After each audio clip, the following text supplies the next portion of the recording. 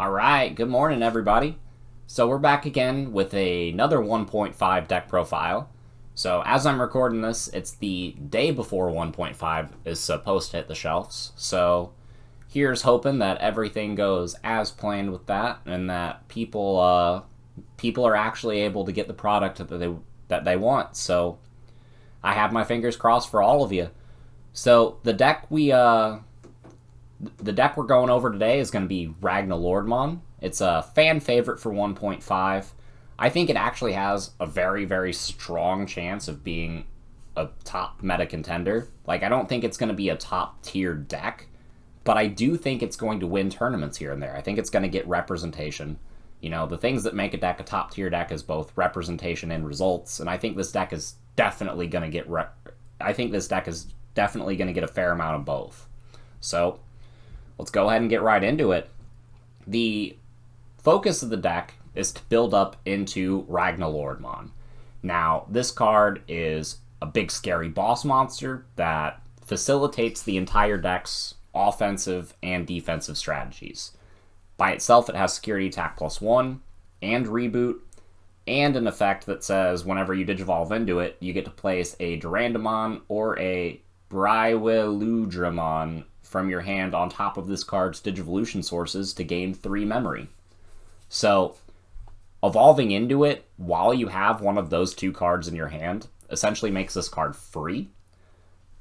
So, the deck, or the turns that a lot of decks spend getting into their level 6s, before they get to their level 7s, you kind of get to skip that whole step because you're gaining 3 memory in the process.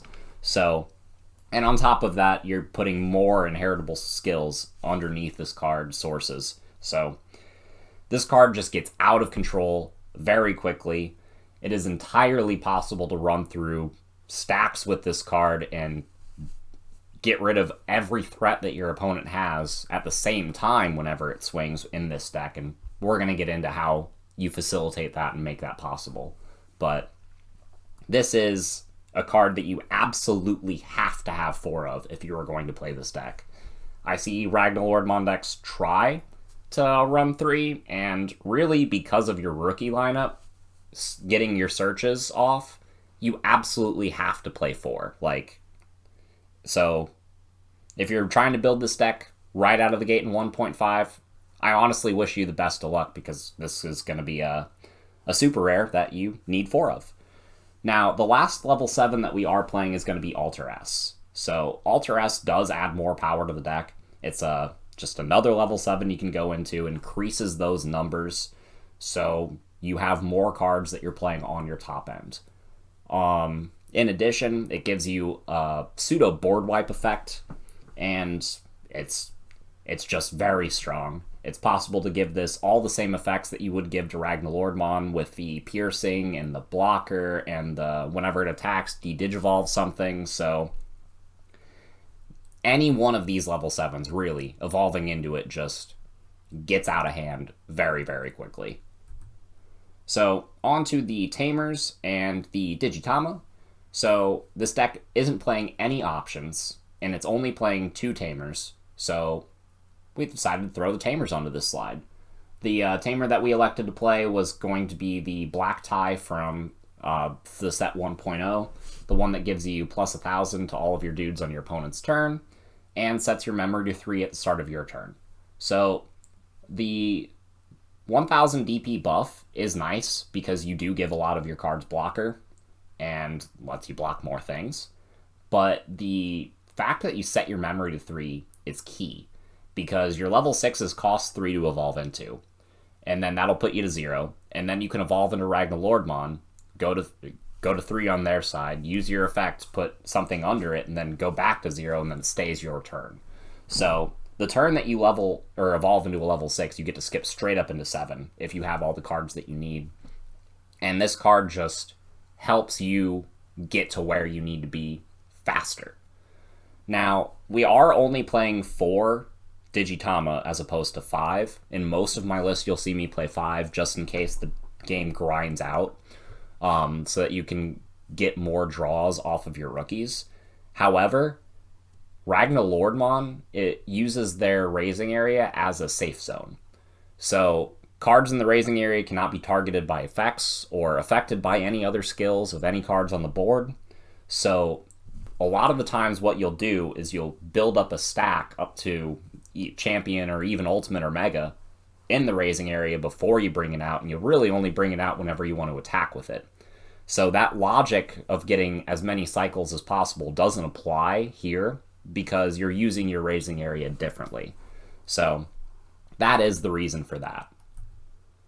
Now, on to the rookies. Part of the reason I think that this deck has a chance to be so good is because of Ludamon and Zubamon right here.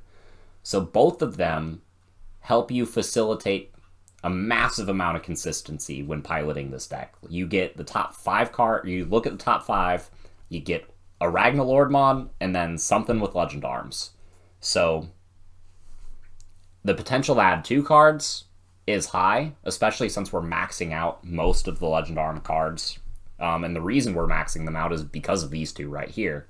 You know, if you're digging for a level, these cards make it possible to hit it. They will unbreak your hand, and you know, on top of that, they're just generic cheap rookies. So good cards, and they help make an already good deck great. Now, we also have 2 Toyagumon on the slide. So the same things that you were able to do in set 1.5 with Toyagumon, you were able to do, or in set 1.0 with this card, you're able to do in set 1.5. The thing is it's less important in this deck than it was in the 1.0 decks because we have more options now. Like, this is the first real archetype that Black has, this Ragnaloardmon deck, and so you really want to lean into it as much as possible.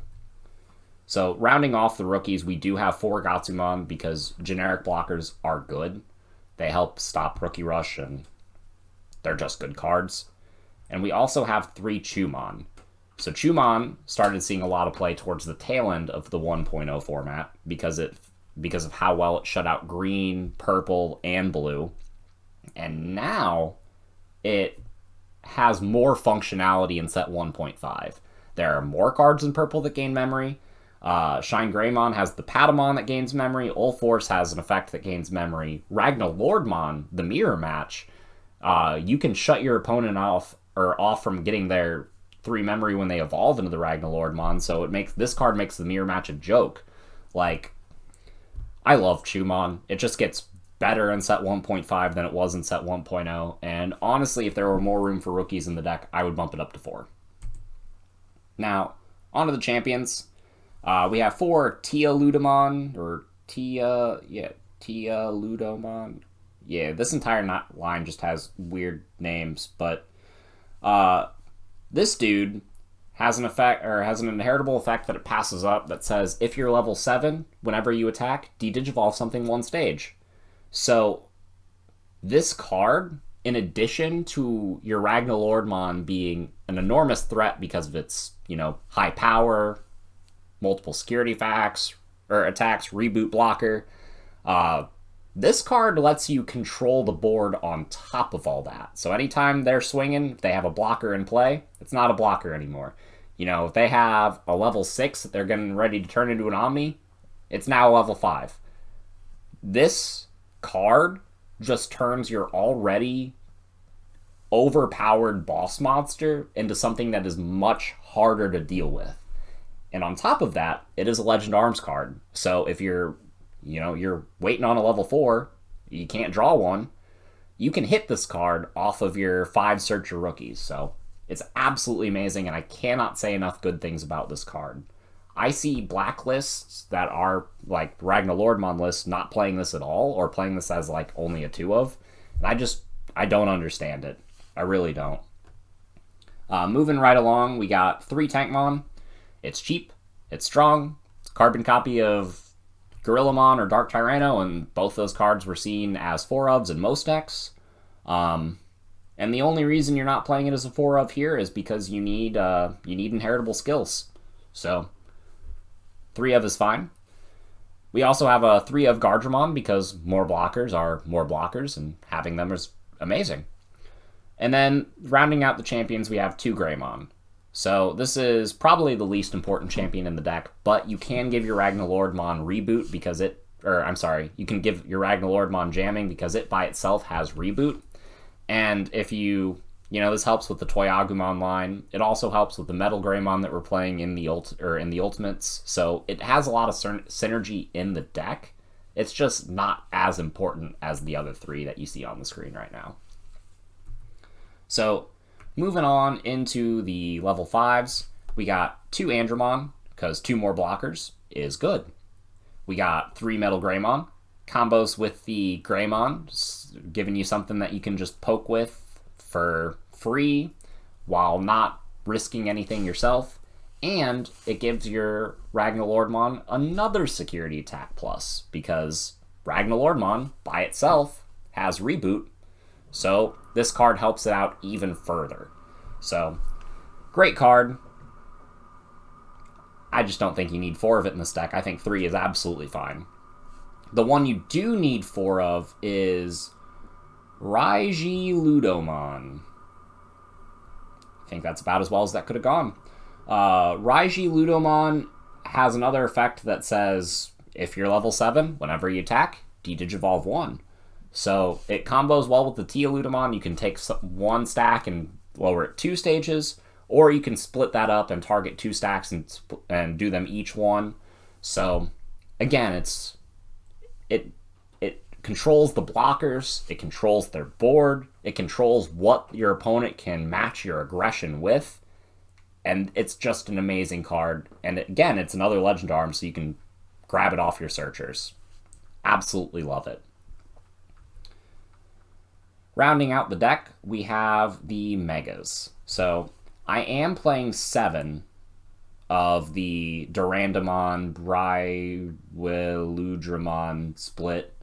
3 Durandamon, 4 of the other one.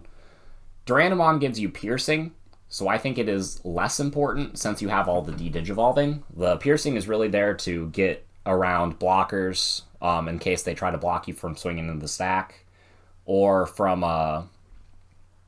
you can control your opponent's board while still doing damage to the stack. But with the D-Digivolving aspects that this deck has, that just becomes less important. But it is really funny to give your Alter S piercing. So that's just very good. But what's funnier than giving it piercing is giving it blocker. So having a 15,000 power reboot blocker, or a 14,000 power reboot blocker with security attack +2, or I could go on and on. Like, these cards facilitate so much aggression in the deck. They're kind of vanillas on their own, but they're stepping stones to get into your next level. And I see a lot of people, again, cut these cards, so they'll play like a full house, like 2 and 3, or 3 and 3 even. And you have to have the specific names, like these cards specifically, to gain the 3 memory back from Ragnaloardmon. So I think it is important to play as many of these cards as you can. Play 8 if you can, like realistically. I decided to cut a Durandamon for a copy of Ragnaloardmon. So if you guys have seen any of my Leopardmon decks, you'll know that I love splitting my line. If you build up your threat to be a level 6 or a level 7, that is identified as the threat, and your opponent will try to deal with it. What Ragnaloardmon does is it allows you to go into a level 6 and then put another body in play, so that even if they do deal with the level 6, you've already started another stack.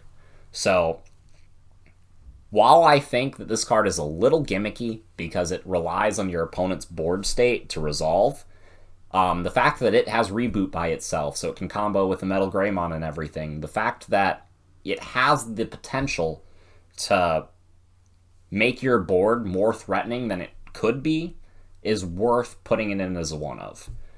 I wouldn't necessarily put any more, because in testing I've had this card fail before, but I've also had positions where I get Ragnaloardmon off of it, and then I can just next turn go into one of these and then a Ragnaloardmon immediately. So it's it gets pretty insane. So I do really think that this level 6 lineup is the best that it could be for this build of the deck, and it just facilitates a lot of power. Like, this deck, the top end that this deck has access to is very, very hard to match. So that's the deck, guys. Hope you like it. Here's a picture if you guys want to take a screenshot, use it for yourself. As always, let me know what you guys thought of the deck down below in the comments. Don't forget to like and subscribe, and we'll see you guys next time.